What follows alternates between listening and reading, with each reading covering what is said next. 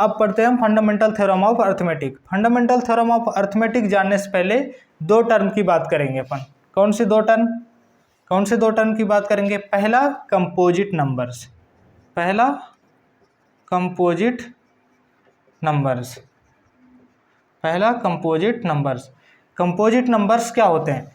Composite numbers वो numbers होते हैं जो, अब दूसरा टर्म है प्राइम नंबर्स। क्या है? Prime numbers. क्या है?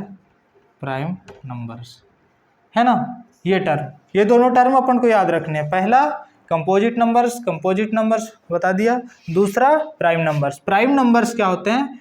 वो नंबर जो, तो प्राइम नंबर्स क्या हो सकते हैं याद रखना? 2, 3, 5, 7, 11, 13, ये क्या है? Prime numbers. क्यों प्राइम नंबर्स हैं?